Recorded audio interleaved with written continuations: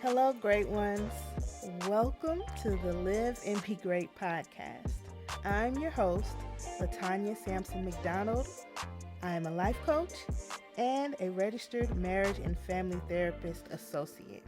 And this podcast was created to motivate, educate, and inspire all to live and be great. So, let's move on to cultivating a supportive environment.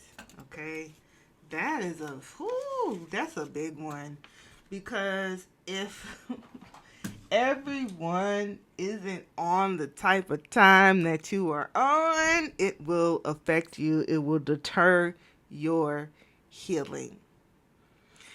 Healing from trauma, no matter what type it is, does require a strong support system. It is so important that you surround yourself with caring and understanding people, regardless of if they're family or not, because sometimes you may have to be on black sheep mode and leave if no one around you is willing to step up to the plate and change. I would say that should be your goal when you start your healing journey. If you're living in a toxic environment, it should be to leave, get the courage to leave, or work through the trauma that you have around leaving, right? Because you're going to soar once you come off the battlefield. You are. And I am an example of that. The reason why I became a therapist is because I wanted to heal my family. And I moved from Georgia, and I went all the way to California. Okay? And if I did have family, there were like distant cousins there that didn't even like live an hour away or more. So I didn't really have them to lean on. But I don't know. I'm not saying that you guys have to go become therapists, right? But when I started my program for therapy, I wanted to make sure that I was experiencing all of the things, because I did not want to be a charlatan. I did not want to be an imposter. I wanted to make sure that the things that I'm asking other people to do, which is to be vulnerable and tell me everything, I want to be able to go through that too, to face it and to do the work to heal from it. Right? And healing, it's an ongoing process, because certain things may come up that once you tackled one thing, certain things may come up that you didn't realize were an issue. And we're ever evolving, we're ever changing. And no, trauma is not something that you can avoid in this lifetime, because we have to deal with other people in this lifetime, regardless of whether you're king or queen, president, pope, whoever. Trauma is not something you avoid. Even vicarious trauma is a thing. Vicarious trauma is you not being the one that experienced it, but just by hearing about it or seeing it, or reading about it, or it coming over the news, it can be traumatic. I know many households that did not watch, especially African American households, didn't watch the news because they felt as though it was traumatic for them. They felt like they were being targeted, which is accurate. The media plays a big role in how we treat other people. But they didn't watch the news. And I developed that trait. I don't want to see nothing, because I'd rather be ill informed because it's just negative, right? That shaped my perception from seeing it myself, and like, this doesn't feel good, you know?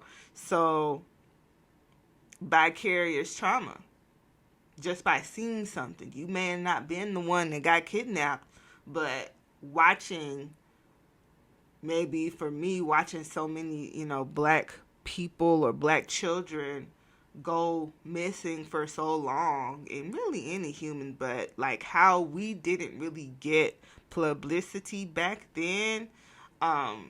We didn't even really get on the Amber Alerts as much either. That was, I'm in an underserved community when it comes to certain things that happen that are traumatic that we see on the news. So you can't avoid it no matter what. You cannot avoid trauma. But back to what I was saying, cultivating a supportive environment, you may have to go. Like, I'm happy I got off the battlefield and I was able to look back and see certain things that my family may have not noticed. I didn't notice that I had certain traumas. I remember having a conversation within my first year with my mom, and telling her that I understood that why she was so angry when she came home from work, uh, because of what was going on. And the thing is, I didn't even find out the full truth till last year of what was going on. But I knew, what I did know was there were marital issues, there was work issues, and her own, self was going through other things. And it was traumatic for me. But that started the process of me discovering more and more things. You even are able to discover, like,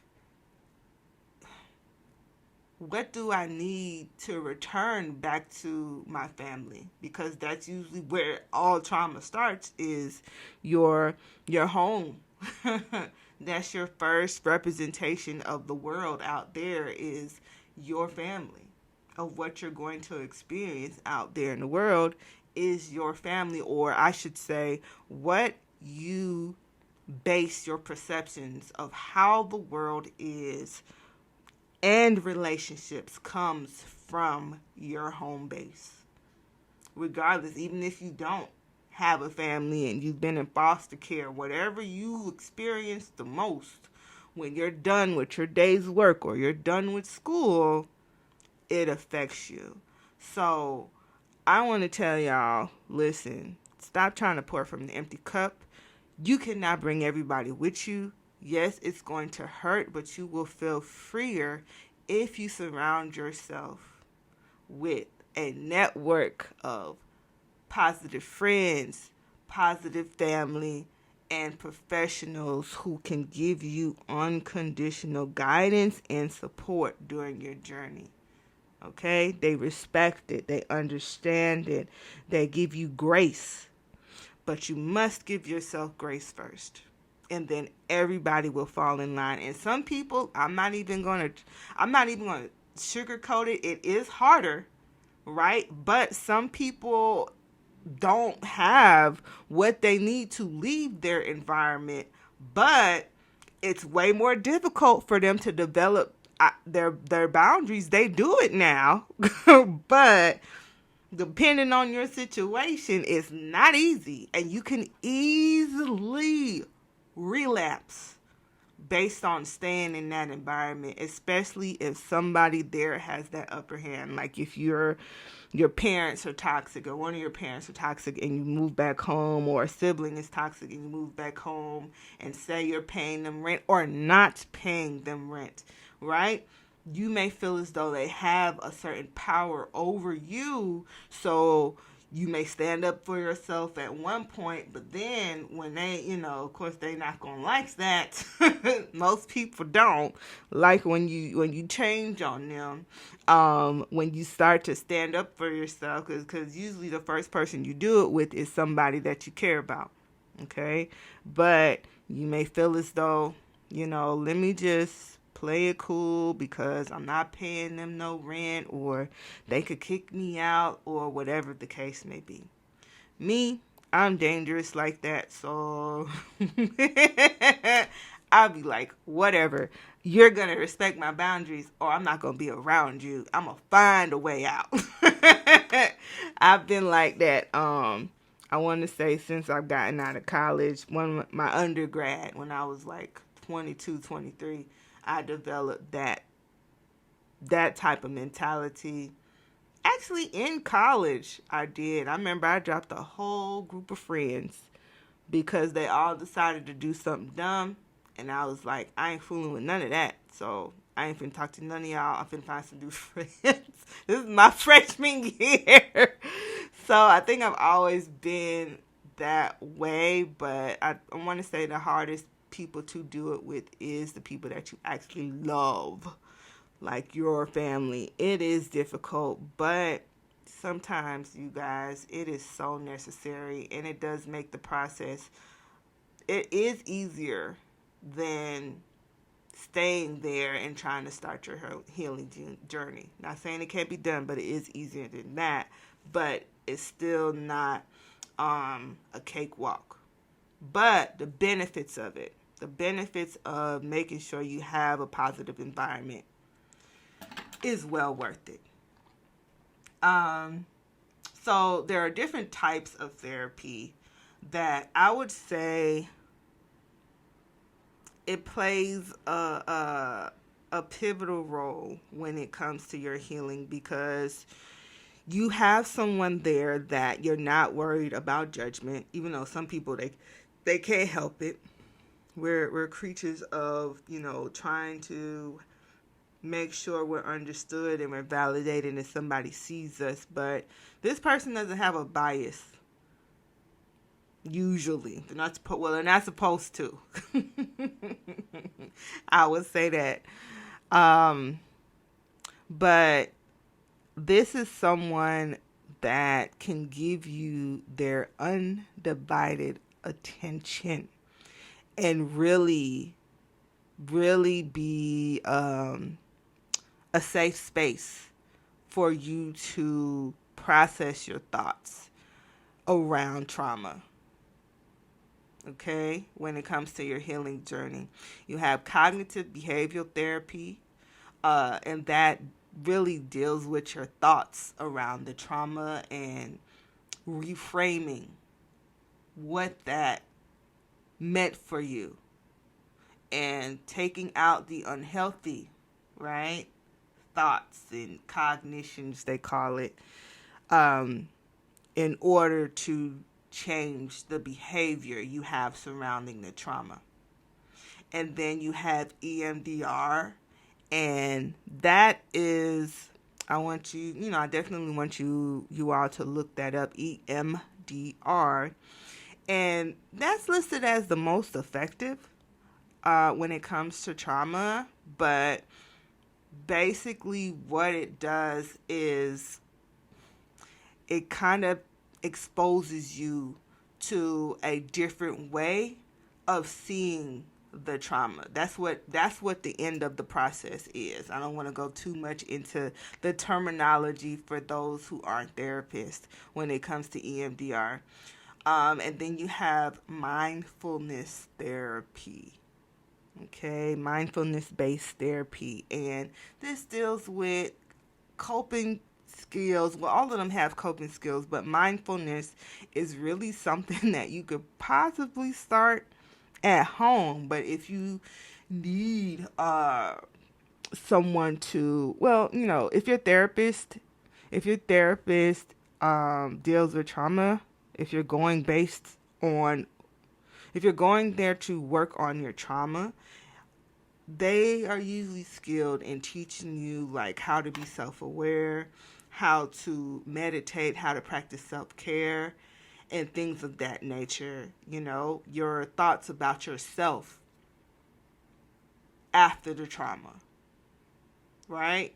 So really all of those approaches help facilitate the healing process and are imperative. Like we talked about early, how you perceived your trauma, whether you normalized it or not, it does affect how you move in the world, what you think about people, certain types of situations, things of that nature. So they are very, very, very, very helpful overall in the overall like psyche of healing and starting that journey and like basically you being a survivor instead of allowing the situation to continue to take from you spiritually, mentally, and emotionally. All right. Some of the mind, body, and healing techniques that you can try, you can do yoga. Okay. You can do meditation, breath work, physical exercise. You can dance. All of those things help to reduce stress and calm your nervous system, as well as it fosters a sense of grounding and balance, right? Yoga, that's the body right there, okay? Stretching the body, being focused on how that trauma, yoga and any type of exercise really, when you include some type of movement, it does help build a better barrier against the traumatic experiences of the trauma, right? For instance, I constantly have to be reminded to relax my shoulders because of my trauma, my anxiety. My shoulders are always raised based on, I'm ready to go. It's still something I have to work on. It's something that I didn't realize until I was in my, 30s. That's something that I do. I used to hear people say, relax your shoulders. And I'm like, what? Talking about? But there's certain things that, because the body does keep score when it comes to, there's a book called The Body Keeps the Score that talks about how trauma affects your overall, your brain, your body, and everything, how you move. So yoga, any type of exercise can help break that cycle or break that connection that the trauma has when it comes to your body. And I don't know, for you guys, if you've never stretched before, like when you wake up in the morning, raise your arms up. Even that feels good. If you can remember to do that instead of just jolting out of bed because your alarm went off, but taking a moment to just stretch your arms up, you can see an even small benefit in your mood throughout the day, right? Meditation. I talked about this before in a previous episode, but because I have ADHD, I have to have guided meditation. And even though my mind wanders a lot, I am able to always bring it back to the voice that I'm hearing. And meditation, I know people get scared, like, oh, I don't know how to do it, and it doesn't require all of that. There's certain different forms of meditation. You can even meditate with your eyes open, watching drone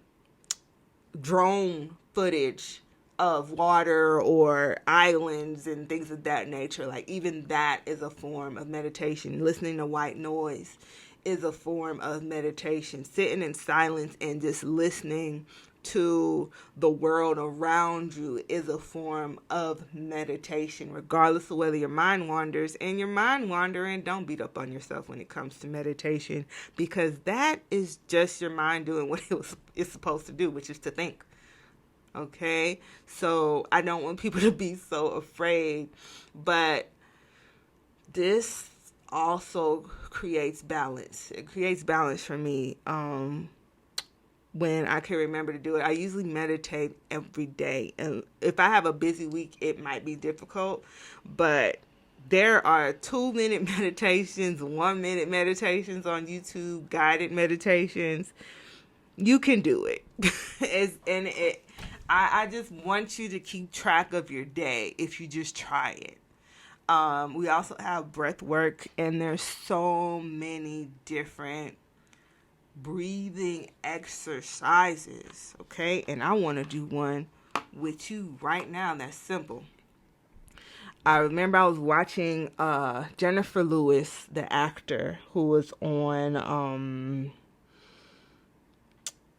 Blackish, right? And many different things. And she's an Aquarius, by the way. Shout out to the Aquariuses out there. But she talked about how if you're having a bad day, instead of going off on people, you know your day started off wrong. Take 10 deep breaths anytime you can remember. Even if your day is going good, if you can remember to take those 10 deep breaths, by the time you get to number, I would say 5, you are already calm. And then you could think a tad bit clearer. It does work, right? So let's do one now. So we're gonna take a deep breath in and hold for 4 counts, right? And then we're going to release for 8 counts. Let's try it. Breathe in, 2, 3, 4. Breathe out. 5, 6, 7, 8. Again, breathe in. 1, 2, 3, 4. Breathe out. 1, 2, 3, 4, 5, 6, 7, 8. One more time. Breathe in. 1, 2, 3, 4. Breathe out. 1, 2, 3, 4, 5, 6, 7, 8.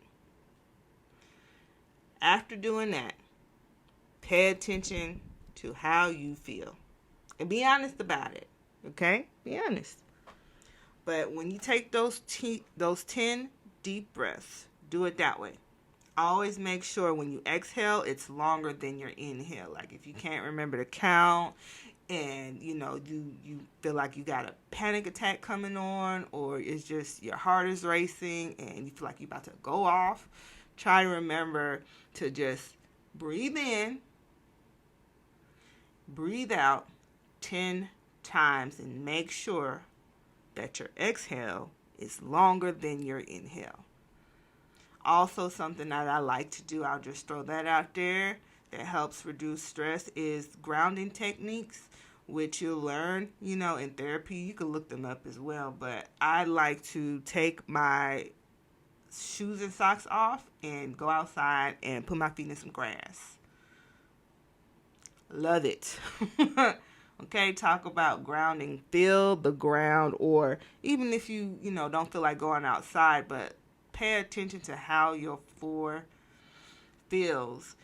Also, you can do a whole full body scan from head to toe. Pay attention to each part of your body and how it feels. Recognize it and keep going to get yourself centered and grounded. That is something you can start today when it comes to starting your healing journey. Um, we talked a little bit about the role of, I would say, well, self-care, being influenced in mindfulness, but y'all, if something happened to you, it is not your fault, right? But you must be accountable for the healing. That's it. That is all. When you decide to heal from it, you are no longer a victim. You are now a survivor. You do need to be gentle with yourself. You do need to learn how to do that, especially if you're having these negative thoughts to where you don't speak up, you feel like no one cares, or you feel like everybody will, or a certain type of person will do this to you, or whatever the case may be, whatever your thoughts around surrounding your trauma. It is okay to say, hey, I was unsafe here and it hurts. And then work on your thoughts about yourself. Have self-compassion. Give yourself grace when it comes to any type of trauma that affected you. I don't care how big or small that you feel that it is. Embrace yourself. Give yourself self-compassion. Think about what you would say to someone else that you cared about that has these negative thoughts about it. Go there. If you have a hard time being gentle with yourself, think about what you would tell someone else that you cared about and you saw how that trauma was affecting them. How would you tell them to take care of themselves? Hopefully it's not just get over it. Because if you're one of those, we got a bigger problem. All right? And don't take that in if you have someone around you that would just tell you just to get over it. No. Right? You have a right to feel how you feel. And the only thing, like I said before, that you are accountable for is your healing. You can't just say, hey, this happened to me and do nothing about it, because you are walking a thin line of staying the victim and also now becoming the abuser. I tell everybody, when it comes to crimes, those who murder, kill, rape have been abused in some form or fashion. May not be the exact, but they experienced abuse. And based on that not healing, you either one of those people who, okay, I got PTSD, I get flashbacks, I'm just not going to go over here no more. Or I'm just going to try to block it out and pretend like it didn't happen. You could be one of those people. Or you could be, you could try to get your power back and be passing down the cycle, right? Or you can be like what you need to be and what you deserve to be. Someone who goes to seek help.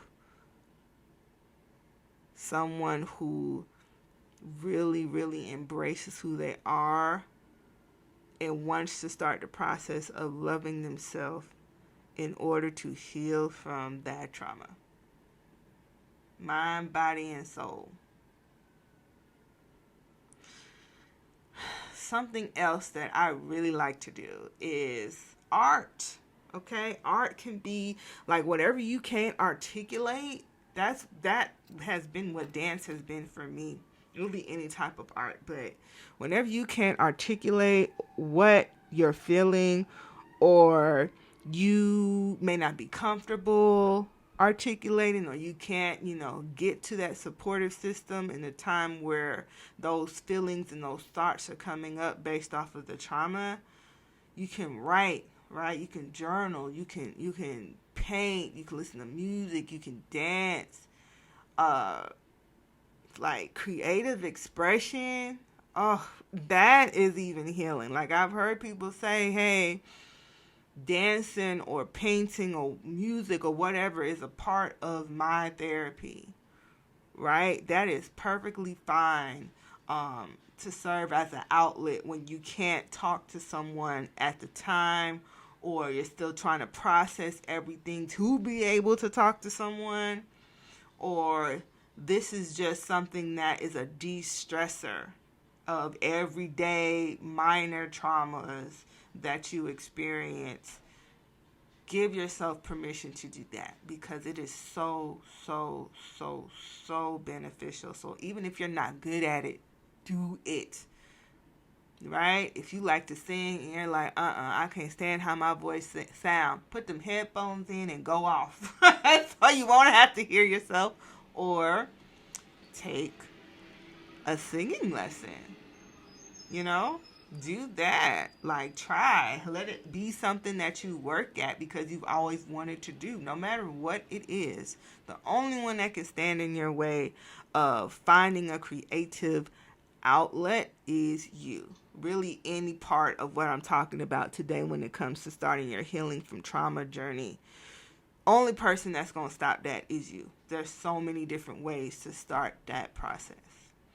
Um, and I still do want to stress the importance of reaching out, okay, to a professional. And when you reach out to a professional, the things that you need to pay attention to is it affecting my relationships? Is it affecting school? Is it affecting work? Is it affecting my overall body, like, health? Okay? Um, those are key indicators that there's trauma there and it's time to see somebody. Okay? However you can, it's time to seek professional help that, can you don't have to have the superhero cape on for yourself then. Okay? This is basically superhero training. I would say when you start your healing process, you can make sure that your cup is full before you help anybody out in this world, no matter who it is. But seeking professional help, it does take courage because this is a stranger that doesn't know you. So I applaud all my clients. I applaud anybody that wants to start the process of working on themselves because it when you feel like you're in a space where you feel like something isn't right, but you don't have the words to say, or you don't feel comfortable saying what it is, or you don't quite understand what is going on for you, you just know you don't like it, therapists help you do that. Think of a ball of yarn in your head of thoughts, and what we do is we detangle, okay? We untangle that tangled ball of yarn. Those knots that y'all get when it's string or, a cord. We help do that and help you process your emotions so that you can develop ways to continue to cope and ways to overcome your trauma, right? It's important that you seek professional help, right? And not because you just need it, it's because you deserve it, especially for those who experience childhood trauma, taken advantage of, whatever the case may be. Really, every human being deserves a space to heal. It does, because you are going to be surrounded, you get the conflict being surrounded by everyday humans that won't heal. So that makes it continuous. And I'm like, you don't want to be one of those, right? Like for the grandmother who is watching her daughter go off on her grandbaby. Why you going off on my grandbaby like that? Oh, what you mean? Like you used to talk to me like this all the time. Worse, right? If you don't want to be looking like that, if you don't want to repeat certain cycles,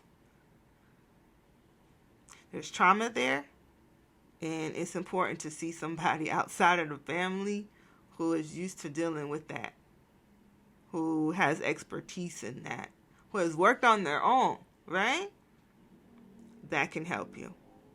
Okay? So I hope this episode was very informative, and I hope you feel inspired and empowered to embrace all of these healing strategies, or any healing strategy that I mentioned that resonates with you. Okay? Healing from trauma is a personal journey, and there is no one size fits all approach, right? Certain things may not work, and if your therapist suggests something you tried, it doesn't work, our job is to find something that does, right? All we need you to do is to make sure that you try and that you commit to yourself. Be patient with yourself and understand that you're not alone, and you don't have to go through any of this alone. If you implement these strategies that I talked about today, you can embrace resilience and move forward with a newfound strength and courage. All right?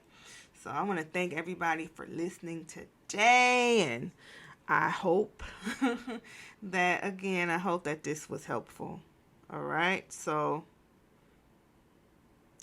be kind to yourself, love on yourself, and give yourself permission to live and be great. The Live and Be Great podcast will be airing every other Friday.